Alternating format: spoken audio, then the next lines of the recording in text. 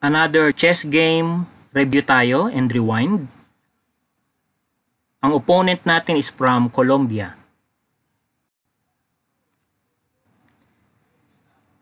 Tatry kong gamitin ang Scotch Gambit opening dito sa game na to. Ang first move, pawn to e4. Ang move ng opponent, knight. Move tayo ng knight to f3. Move siya ng pawn to e5. So, itong arrangement na to, ito yung arrangement na posible nating magamit yung trap dito sa Scotch Gambit. So, ang next move natin dyan, itong pawn na to, ilalagay sa d4. And pag yan, kinapture niya, mas ma-execute natin yung trap. So, kinapture niya na nga. Lamang siya ng pawn at this point.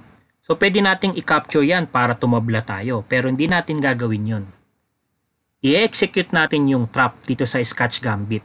So, ang next move dyan, yung knight, ilalagay sa g5. So, hindi naman niya makakain ng queen yan since meron tayong support na bishop. Pwede siyang mag-move ng iba, pero ang inaabangan natin, yung magta-try siyang paalisin yung knight na yan. Gamit ang pawn na to. So, ang move niya, sakto dun sa inaabangan natin. So, minove niya yung pawn na yan para paalisin yung knight. Pero dito na magsisimula yung sacrifice natin para mas ma-execute yung ating plano na trap. So, ang first sacrifice natin dyan, pangalawa na nga to, yung unang sacrifice, yung pawn, ito yung pangalawa. Ika-capture natin yung f7. So, libreng-libre yung knight na yan. Kaya, ika-capture niya yan. Ang next step dyan, to execute the trap, itong bishop na nasa white square, move natin sa c4. So, check. So, marami naman siyang pwedeng puntahan, wala lang siyang pwedeng pangharang. So, harang niya tong pawn na to, capture natin, check. Harang niya yung bishop, pero may nakaabang naman na queen, mag-check din yan. So, ang gagawin niya dyan, pwedeng umatras or imumove niya yung king. So, pwede siyang pumunta sa green, square, or pwede rin sa white. Ang aabangan natin dyan, kapag pumunta siya dito sa e8, bumalik sa initial square or initial position niya. At doon natin may execute ng mas mabilis yung trap. Ang next move niya, umatras yung king, pabalik sa e8, sa initial position niya.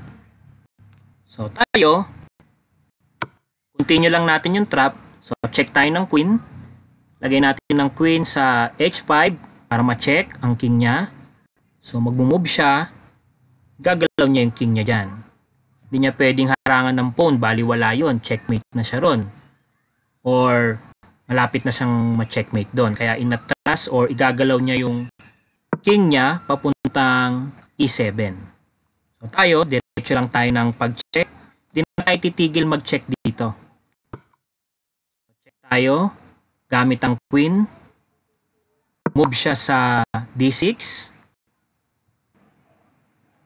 So tayo naman, check tayo gamit ang bishop. Ito na yung pang 9th move natin. So move siya ng king ulit. Check ulit tayo ng queen.